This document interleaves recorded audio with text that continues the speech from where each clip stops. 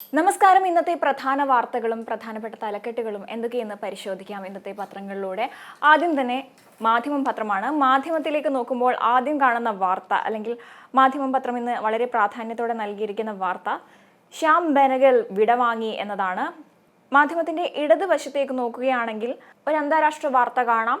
ഷെയ്ഖ് ഹസീനയെ തിരിച്ചയക്കണമെന്ന് ബംഗ്ലാദേശ് എന്ന വാർത്തയാണ് നൽകിയിരിക്കുന്നത്. തൊട്ട് താഴെയായി ഒരു ദേശീയ വാർത്ത നൽകിയിട്ടുണ്ട്.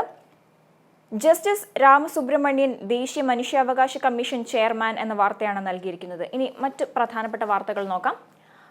5-8 ക്ലാസ്സുകളിൽ തോൽവിയില്ലാ നയം റദ്ദാക്കി, മാർക്കില്ലെങ്കിൽ തോൽക്കും എന്ന തലക്കെട്ടോടുകൂടി 5-8 ക്ലാസ്സുകളിലെ വാർഷിക പരീക്ഷകളിൽ മിനിമം മാർക്ക് ലഭിച്ചില്ലെങ്കിലും വിദ്യാർത്ഥികൾക്ക് ക്ലാസ് കയറ്റം നൽകുന്ന രീതി കേന്ദ്രം ഒഴിവാക്കി എന്നതാണ് വാർത്ത.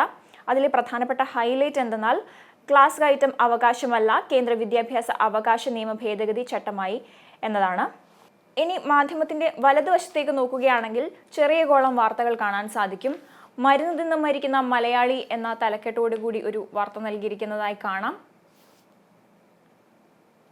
ഇന്നു മുതൽ നിലപാട് പേജിൽ ഇതിനെക്കുറിച്ചുള്ള വിശദമായ വിവരങ്ങൾ വായിക്കാവുന്നതാണ്. തൊട്ട് താഴെ ഏറ്റുമുട്ടൽ 3 ഖലിസ്ഥാൻ തീവ്രവാദികളെ യുപിയിൽ വധിച്ചു എന്ന വാർത്ത നൽകിയിട്ടുണ്ട്. ഏറ്റവും താഴെയായി മുകേഷിനും ഇടവേള ബാബുവിനും കുറ്റപത്രം എന്ന വാർത്തയെ നൽകിയിട്ടുണ്ട്. ഇനി മറ്റ് വാർത്തകളിലേക്ക് പോകാം. അപ്രതീക്ഷിത നീക്കം കെ റഫീഖ് CPM വയനാട് ജില്ലാ സെക്രട്ടറി എന്ന വാർത്ത നൽകിയിട്ടുണ്ട്. അതിലെ പ്രധാനപ്പെട്ട ഹൈലൈറ്റുകൾ: മത്സരത്തിൽ നിലവിലെ സെക്രട്ടറി പി ഗഗാറിന് പരാജയം. മറ്റൊരു ഹൈലൈറ്റ്: മത്സരമുണ്ടായിട്ടില്ലെന്ന് നേതാക്കൾ എന്നിവയാണ്. അടുത്ത വാർത്ത: PSCയുടെ സ്വയം ഭരണാധികാരം നിയമന പ്രക്രിയയിൽ മാത്രമെന്ന് സുപ്രീം കോടതി എന്ന വാർത്ത നൽകിയിട്ടുണ്ട്. സർക്കാർ നിർദ്ദേശം അംഗീകരിക്കണം എന്ന ഒരു ചുവന്ന അക്ഷരത്തിൽ ഒരു വലിയ തലക്കെട്ടും നൽകിയിട്ടുണ്ട്. ഇതോടൊപ്പം അതിലെ പ്രധാനപ്പെട്ട ഹൈലൈറ്റ് എന്തെന്നാൽ, ഒഴിവുകൾ നിർണ്ണയിക്കുന്നതിനും റാങ്ക് പട്ടിക വിപുലീകരിക്കുന്നതിനുമുള്ള അധികാരം സംസ്ഥാന സർക്കാരിന് എന്നാണ്. ഇനി ഏറ്റവും ഒടുവിലത്തെ വാർത്ത എന്ന് പറയുന്നത്, വിജയരാഘവനെ പിന്തുണച്ച് ഗോവിന്ദൻ, UDF ജയിച്ചത് വർഗീയവാദികളുടെ വോട്ടിൽ എന്ന വാർത്തയാണ്. അടുത്ത പത്രം ദീപികയാണ്. ദീപികയിലെ ഏറ്റവും പ്രധാനപ്പെട്ട വാർത്ത, ചരിത്രത്തിലേക്ക് വാതിൽ തുറക്കാൻ ഫ്രാൻസിസ് മാർപ്പാപ്പ എന്ന വാർത്തയാണ്.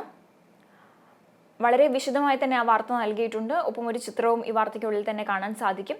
തൊട്ട് താഴെയായി ആക്രമണങ്ങൾ ജാഗ്രത വേണമെന്ന് പ്രധാനമന്ത്രി എന്ന തലക്കെട്ട് നൽകിക്കൊണ്ട് ഒരു വാർത്ത നൽകിയിട്ടുണ്ട്. സമൂഹത്തിൽ അക്രമം വ്യാപിക്കാനുള്ള ശ്രമങ്ങൾ വേദനയുളവാക്കുന്നുണ്ടെന്ന് പ്രധാനമന്ത്രി നരേന്ദ്രമോദി പറഞ്ഞതിനെ കുറിച്ചുള്ള വാർത്തയാണ്. ഏതാനും ദിവസം മുൻപ് ജർമ്മനിയിലെ ക്രിസ്മസ് മാർക്കറ്റിൽ നടന്ന ആക്രമണം പ്രധാനമന്ത്രി എടുത്തു പറയുകയുണ്ടായി.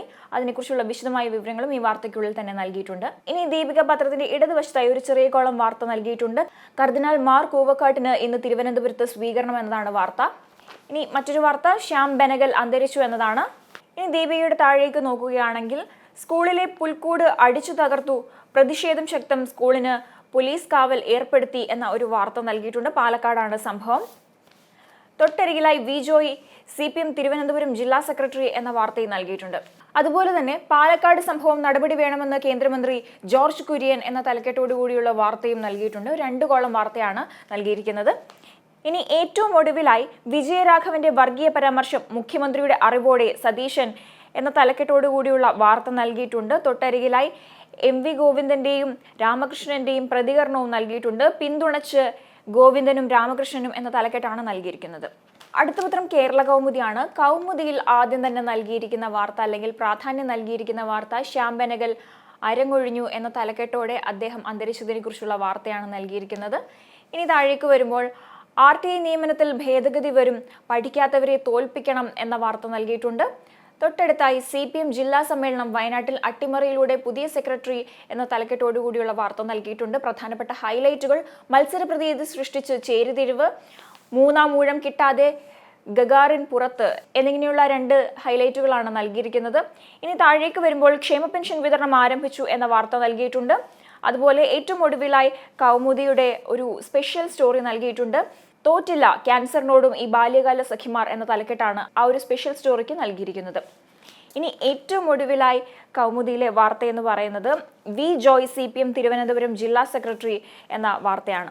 അടുത്ത പത്രം ജന്മഭൂമിയാണ്. ജന്മഭൂമിയിൽ ആദ്യം തന്നെ നൽകിയിരിക്കുന്ന വാർത്ത, CBCI ആസ്ഥാനത്ത് പ്രധാനമന്ത്രിയുടെ ക്രിസ്മസ് ആഘോഷം, സ്നേഹവും സാഹോദര്യവും ക്രിസ്തുവിന്റെ സന്ദേശം മോദി എന്ന തലക്കെട്ടാണ് ഈ വാർത്തയ്ക്ക് നൽകിയിരിക്കുന്നത്.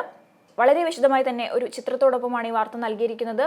തൊട്ടു താഴെയായി ശ്യാം ബെനഗൽ അന്തരിച്ചതിനെ കുറിച്ചുള്ള വാർത്ത നൽകിയിട്ടുണ്ട്. വളരെ പ്രാധാന്യത്തോടെ തന്നെ നൽകിയിട്ടുണ്ട്. അതിനോടൊപ്പം ചേർന്ന് തന്നെ യുവശാക്തീകരണം 71,000-ലധികം പേർക്ക് നിയമന ഉത്തരവുകൾ കൈമാറി എന്ന തലക്കെട്ടോടെ കേന്ദ്ര സർക്കാരിന്റെ വിവിധ വകുപ്പുകളിലും സ്ഥാപനങ്ങളിലും പുതുതായി നിയമിതരായ 71,000-ലധികം യുവാക്കൾക്ക് നിയമന ഉത്തരവുകൾ കൈമാറി എന്നതിനെ കുറിച്ചുള്ള വാർത്തയാണ് നൽകിയിരിക്കുന്നത്. ഇനി താഴേക്ക് വരുമ്പോൾ, 101 ചുറുചുറുക്കിൽ മല കയറി പാറുക്കുട്ടിയമ്മയ്ക്ക് പുണ്യദർശനം എന്ന ഒരു സ്പെഷ്യൽ സ്റ്റോറി നൽകിയിട്ടുണ്ട് ശബരിമല തീർത്ഥാടനവുമായി ബന്ധപ്പെട്ട്. അതുപോലെ ഈ വാർത്തയുടെ തൊട്ടരികിലായി പന്തളത്ത് BJP ഭരണം നിലനിർത്തി എന്ന വാർത്ത നൽകിയിട്ടുണ്ട്. അതിന് താഴെ ജസ്റ്റിസ് വി രാമസുബ്രഹ്മണ്യൻ ദേശീയ മനുഷ്യാവകാശ കമ്മീഷൻ അധ്യക്ഷനായതിനെ കുറിച്ചുള്ള വാർത്തയും നൽകിയിട്ടുണ്ട്. അതിനോട് ചേർന്ന് തന്നെ താഴെയായി മുഖ്യമന്ത്രിയുടെ വാഹനവ്യൂഹം വീണ്ടും അപകടത്തിൽപ്പെട്ടു എന്ന വാർത്തയും നൽകിയിട്ടുണ്ട്. ഇനി ഏറ്റവും ഒടുവിലായി 5ലും 8ലും ഓൾ പാസ് വേണ്ട, പരീക്ഷ നിർബന്ധമാക്കി കേന്ദ്ര വിജ്ഞാപനം എന്ന തലക്കെട്ടോടുകൂടിയുള്ള വാർത്ത നൽകിയിട്ടുണ്ട്. ഏറ്റവും ഒടുവിലായാണ് ഈ വാർത്ത നൽകിയിരിക്കുന്നത്. അടുത്ത പത്രം മലയാള മനോരമയാണ്. മനോരമയിലേക്ക് നോക്കുമ്പോൾ ആദ്യം തന്നെ നൽകിയിരിക്കുന്ന വാർത്ത സ്മാർട്ട് സിറ്റിയുമായി ബന്ധപ്പെട്ടൊരു വാർത്തയാണ്. മറ്റു പത്രങ്ങളിലെ പോലെ തന്നെ ശ്യാം ബെനഗൽ അന്തരിച്ചതിനെ കുറിച്ചുള്ള വാർത്തയും മനോരമ നൽകിയിട്ടുണ്ട്. എന്നാൽ അതിൽ നിന്നും വ്യത്യസ്തമായി ആദ്യം തന്നെ കാണാൻ സാധിക്കുന്നത് സ്മാർട്ട് സിറ്റിയുമായി ബന്ധപ്പെട്ട വാർത്തയാണ്. സ്മാർട്ട് സിറ്റി കരാർ ലംഘനം ചൂണ്ടിക്കാട്ടി ടീകോമിന്റെ കത്തുകൾ വഴിയടച്ചത് സർക്കാർ എന്ന തലക്കെട്ടാണ് ഈ വാർത്തയ്ക്ക് നൽകിയിരിക്കുന്നത്. അതിലെ പ്രധാനപ്പെട്ട 2 ഹൈലൈറ്റുകൾ: സിൽവർ ലൈൻ അലൈൻമെന്റ് വന്നത് പദ്ധതിയുടെ മൂല്യം കുറച്ചെന്ന വാദം. രണ്ടാമത്തെ ഹൈലൈറ്റ്, നഷ്ടപരിഹാരം നൽകി ടീകോമിനെ ഒഴിവാക്കാൻ തീരുമാനിച്ചത് നിയമയുദ്ധം ഭയന്ന് എന്ന 2 ഹൈലൈറ്റുകളാണ് നൽകിയിരിക്കുന്നത്. ഇതുകൂടാതെ വി ജോയ് വീണ്ടും CPM ജില്ലാ സെക്രട്ടറി ആയതിനെ കുറിച്ചുള്ള ഒരു വാർത്ത നൽകിയിട്ടുണ്ട്. എന്നാൽ അതിന്റെ വിശദമായ വാർത്ത പേജ് 3-ലാണ് വായിക്കാൻ സാധിക്കുക. അതുപോലെ തന്നെ അടൂർ ഗോപാലകൃഷ്ണൻ ഷാജി N കാരുൺ അനുസ്മരിക്കുന്നു എന്ന വാർത്ത നേർക്കാഴ്ച പേജിലുണ്ട്. പേജ് 7-ലാണ് കാണാൻ സാധിക്കുക. മാതൃഭൂമിയിലെ പ്രധാനപ്പെട്ട വാർത്ത എന്തെന്ന് നോക്കിക്കഴിഞ്ഞാൽ, പഠിച്ചിട്ട് പോയാൽ മതി എന്ന തലക്കെട്ടോടുകൂടി മറ്റെല്ലാ പത്രങ്ങളിലെയും പോലെ തന്നെ 5-8 ക്ലാസ്സുകളിൽ ഓൾ പാസ് ഇല്ല എന്ന് കേന്ദ്രം അറിയിച്ചതിനെ കുറിച്ചുള്ള വാർത്തയാണ് നൽകിയിരിക്കുന്നത്. വളരെ വിശദമായി തന്നെ വാർത്ത നൽകിയിട്ടുണ്ട്. അതുപോലെ തൊട്ടരികിലായി നൽകിയിരിക്കുന്നത് മുഖ്യമന്ത്രിയുടെ ഒരു ചിത്രമാണ്. CPM തിരുവനന്തപുരം ജില്ലാ സമ്മേളനം സമാപന യോഗം ഉദ്ഘാടനം ചെയ്യാനെത്തിയ മുഖ്യമന്ത്രി പിണറായി വിജയന്റെ ചിത്രമാണ് നൽകിയിരിക്കുന്നത്. കുട്ടികളോട് സംസാരിക്കുന്ന ഒരു ചിത്രമാണ്. പഠിച്ചു വളരണം എന്ന തലക്കെട്ടാണ് നൽകിയിരിക്കുന്നത്. തൊട്ടരികിൽ PSCയെ പഠിപ്പിച്ച് സുപ്രീം കോടതി എന്ന തലക്കെട്ടോടു കൂടിയുള്ള വാർത്ത നൽകിയിട്ടുണ്ട്. ഇനി മറ്റു വാർത്തകളിലേക്ക് കണ്ണോടിക്കുമ്പോൾ, പഞ്ചാബിൽ 3 ഖലിസ്ഥാൻവാദികളെ ഏറ്റുമുട്ടലിൽ വധിച്ചു എന്ന വാർത്ത നൽകിയിട്ടുണ്ട്. തൊട്ട് താഴെ തങ്കയങ്കി നാളെ സന്നിധാനത്തെത്തും എന്ന വാർത്തയെ നൽകിയിട്ടുണ്ട്. ഈ ഷെയ്ഖ് ഹസീനയെ കുറിച്ചുള്ള വാർത്ത നൽകിയിട്ടുണ്ട്. ഇന്ത്യയോട് ബംഗ്ലാദേശ് ഹസീനയെ തിരിച്ചയക്കണം എന്ന തലക്കെട്ടാണ് നൽകിയിരിക്കുന്നത്. കൂടാതെ എക്സാലോജിക് CMRL കേസിൽ വിധി 20-ന് എന്ന വാർത്ത നൽകിയിട്ടുണ്ട്. നല്ലേപ്പിള്ളിയിലെ അതിക്രമം മങ്ങലേറ്റ് BJPയുടെ ക്രിസ്മസ് നയതന്ത്രം എന്ന വാർത്ത നൽകിയിട്ടുണ്ട്. ഈ വാർത്തയോടൊപ്പം തന്നെ അപലപിച്ച് ജോർജ് കുര്യൻ എന്ന ചെറിയ കോളം വാർത്തയും അല്ലെങ്കിൽ അദ്ദേഹത്തിന്റെ പ്രതികരണവും നൽകിയിട്ടുണ്ട്. സ്നേഹവും സാഹോദര്യവും ക്രിസ്തുവിന്റെ സന്ദേശം മോദി എന്ന തലക്കെട്ട് നൽകിക്കൊണ്ട് സ്നേഹവും സാഹോദര്യവുമാണ് ക്രിസ്തുവിന്റെ സന്ദേശമെന്ന് പ്രധാനമന്ത്രി നരേന്ദ്രമോദി പറഞ്ഞതിനെ കുറിച്ചുള്ള ഒരു വാർത്ത, ഒരു 2 കോളം വാർത്ത നൽകിയിട്ടുണ്ട്. അതിനോടൊപ്പം ഒരു ചിത്രവും നൽകിയിട്ടുണ്ട്.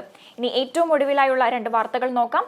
ശ്യാം ബെനഗൽ അന്തരിച്ചതിനെ കുറിച്ചുള്ള വാർത്തയും തൊട്ടരികിലായി വി ജോയ് വീണ്ടും ജില്ലാ സെക്രട്ടറി ആയതിനെ കുറിച്ചുള്ള വാർത്തയാണ് നൽകിയിരിക്കുന്നത്.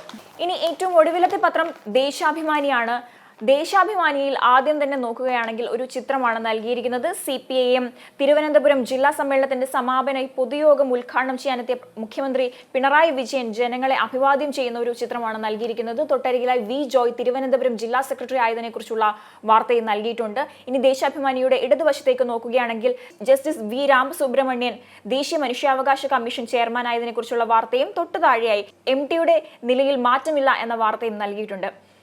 വർഗീയവാദികളുടെ ആയാലും വോട്ടല്ലേ പോരട്ടെ എന്ന് കോൺഗ്രസ് എന്ന തലക്കെട്ട് നൽകിക്കൊണ്ട് മുഖ്യമന്ത്രി പിണറായി വിജയന്റെ ഒരു പ്രതികരണമാണ് നൽകിയിരിക്കുന്നത്. തൊട്ടരികിലായി കേസെല്ലാം പരാജയം, ഗൂഢാലോചന കേസ് വേണ്ടെന്ന് ED എന്ന വാർത്ത നൽകിയിട്ടുണ്ട്. പ്രധാനപ്പെട്ട ഹൈലൈറ്റുകൾ മറ്റു പത്രങ്ങളിലെ പോലെ തന്നെ ശ്യാം ബെനഗൽ അന്തരിച്ചതിനെ കുറിച്ചുള്ള വാർത്ത ദേശാഭിമാനിയും നൽകിയിട്ടുണ്ട്.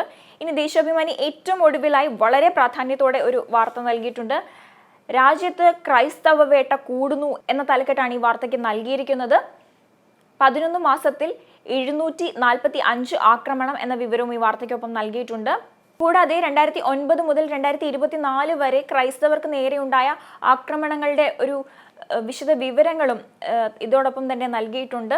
കൂടാതെ തത്തമംഗലം സ്കൂളിലെ ക്രിസ്മസ് പുൽക്കൂട് തകർത്ത വാർത്തയും ഈ വാർത്തയ്ക്കുള്ളിൽ തന്നെയാണ് നൽകിയിരിക്കുന്നത്. ഇത്രയുമൊക്കെയാണ് ഇന്നത്തെ പ്രധാനപ്പെട്ട വാർത്തകളും പ്രധാനപ്പെട്ട തലക്കെട്ടുകളും. അടുത്ത ദിവസം വീണ്ടും പ്രധാന വാർത്തകളുമായി കാണാം. അതുവരെ നമസ്കാരം.